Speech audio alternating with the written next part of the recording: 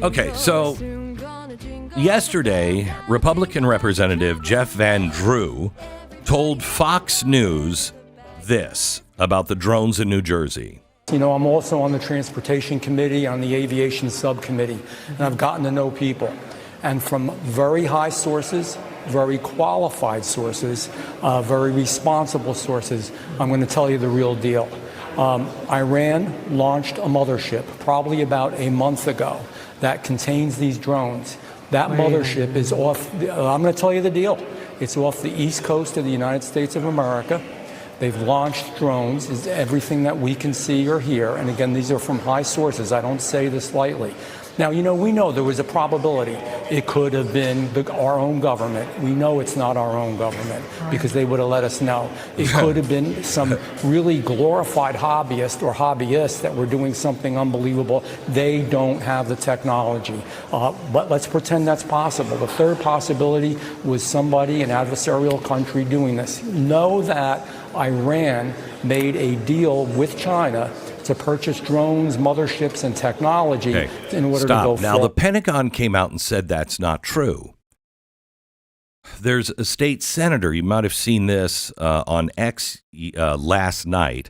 Here's what Doug Steinhardt said on these drones. Got 13. The best information that we have available to us to this point suggests that these drones are coming from offshore, that when we try to make contact with them, they become evasive and elusive. You know, from my perspective, if they are American assets, if they're American military, if they're American drones, and I think we owe the American people answers or explanations, but they have to... Stop. Now, Brian Bergen is another New Jersey assemblyman. He drove 2 hours for a private meeting with the FBI, Department of Homeland Security, and everybody else. This was going around last night, and he left the meeting. He said it was the biggest bunch of bullcrap he's ever heard. He's former military. He said, we don't know what it is. Of course we know what it is. And they gave us no information. He was really angry. He's joining me here in about 4 minutes, so stand by. I think I know what these are, but I'm not ruling out the Iran thing. I mean, a strike right now would put the world at war. I don't think so. The Pentagon said no, but do you trust the Pentagon? The problem is here, we don't trust anybody because they've all betrayed our trust. That's why people voted on both sides for Donald Trump, because we have to know the truth. I want to bring in Brian Bergen. I saw Brian on, I think it was X yesterday. He's a New Jersey assemblyman that drove a couple of hours for this meeting with, you know, the DHS and, you know, the FAA and everybody that should know what the heck is going on with these drones. And he walked out early. He was so flaming angry. And I wanted to get him on today. Brian, how are you? I'm doing great, Glenn. Thanks for having me, man. You bet. So why'd you walk out yesterday? What happened? Well, so we got called down there. We, being all 120 members of the state legislature of New Jersey, the Assembly and the Senate, got invited to come down to this special legislator-only briefing down in the state police headquarters. And the state police was there, and the Department of Homeland Security was there, and they were supposed to tell us what's going on. Wait. Hang on just a second. So they didn't even come to you. They said to all of the legislators, instead of how many guys were speaking? 10? Less. Less than 10.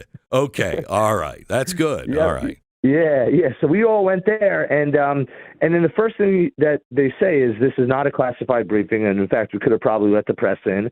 And then they just went on and said that they know nothing, and they have no understanding what's going on. They don't know where they're coming from, where they're going to, or who's responsible for it. And so I was just pissed that we're there to listen to such a Bush League amateur hour presentation that they could have given us by a text message. And what really got me upset was the primary reason why I left early was two things. the colonel of the state police said that he had a helicopter of his hovering directly above one of these drones, which he called a 6-foot drone. But he felt unsafe for his pilots and had them land. 10 minutes later, he says, hey, it'd be really nice to know where these things are coming from or they're going to. And I'm like, well, why did you follow the friggin' thing when you had it in your sights? I mean, I have no idea why. Now, I want the audience to know. You were an Apache helicopter pilot in Iraq. Yeah. You have a Bronze Star Combat Action Badge, several honors. You graduated West Point. You're not a nobody on what happens in the sky. Right. That's exactly right. And I mean, first of all, when he said his people were hovering above it, I was like, well, that's stupid. Who hovers above a target? You know, you want to get a standoff distance and follow it, you know, so you can use your systems to track it. And it was just, yes, I'm speaking from some level of experience here, but more importantly, it was just common sense. You have this thing in your sights that you know is potentially a threat because we don't know where it's coming from, where it's going to, where it's controlling it, and it's 6 feet big in the sky, and you just let it go. I mean, it was mind-boggling to me. And the second thing that they said that really sent me through the moon was the Department of Homeland Security has some device that they're going to give to the state police that will help them identify drones in the sky, and it's supposed to be pretty cool technology. It filters out birds and stuff like that, and it's supposed to be really good. Anyway, one of my colleagues said, well, when are you going to get it? And the colonel of state police said it should be here in a couple of days. And I was like, in my head, should be here in a couple of days? Like, what the hell are you doing? Somebody go get in a van, and pick it up and drive it to freaking New Jersey right now. You know? I mean, Glenn, this is the level of stupidity that we're dealing with here, and that's why I was so frustrated and continue to be frustrated. So let me run a couple of things by you. First, somebody came out, a congressman came out yesterday and said, I've got it on good authority that it's Iran and they got a ship off. If that were true, would we not have followed these things back to the ship? Why aren't we, if they're going back over the water and they're not ours, why wouldn't we be blowing them up over the water? Well, so that's a great question, and it was Congressman Van Drew who said that, and I think very highly of Congressman Van Drew, and he's not someone who normally says something outlandish like that. But right. In this case, I rag on our state government all the time, and in this case, Homeland Security. But our U.S. Navy is a force to be reckoned with. Correct. The best in the world. Now, I'm a West Point grad. It is Army Navy week, so I hope we beat the hell out of Navy this weekend. But I got to give them some respect. They would not allow an Iranian ship of any kind to get close to us. So correct. I find that to be pretty unusual that would happen. So the next thing is, if we couldn't track these things, I've been in the New Jersey and New York area. There's a lot of airplanes in the sky. And if you can't track these and you don't know where they are, you would ground all of the planes because you don't know if they're hostile to planes. You don't know if one of them just gets into the flight path of another. There are planes everywhere in the sky. So, again, that leads me to believe you can track these and you know where they're coming from. Yeah, I don't know all the technology available to them. What I do know is we're the United States of America. And I live in a state, New Jersey, which has a $56 billion budget. The fact that we don't have the resources available to us to figure this out is ludicrous. And you're right. There's a lot of the concerns keep piling up now. One that you mentioned. What if they go dark, as the governor said? That's a danger to other aircraft that operate visual flight rules at night. There's a lot of potential issues here. Some lawmakers are calling for a shutdown of drone activity in the sky. But, we don't even know who these people are, what they're doing. They're certainly not going to listen if we shut down the activity. Right. Let's take all the guns from the good guys. Right, I got it. Yeah, right. But what we do need to do is common sense.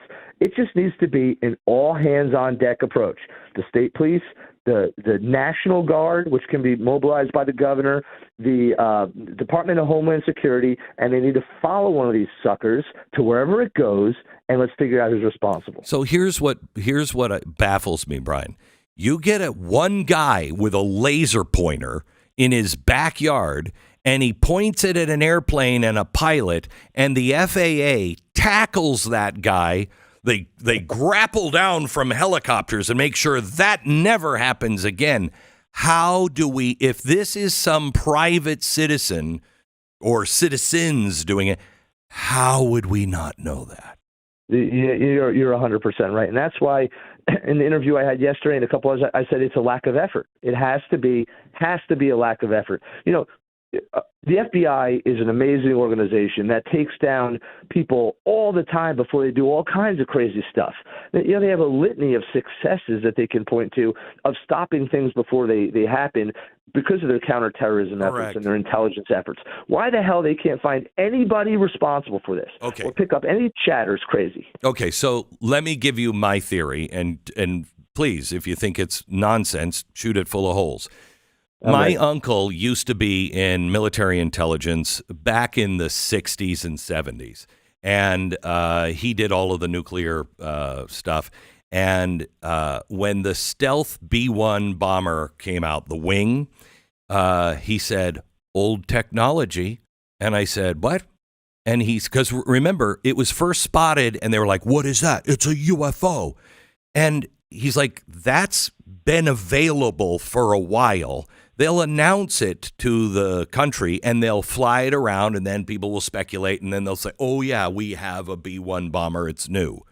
I think a good chance is we are sending someone a message, or we're doing something with Russia just launched, a hypersonic missile.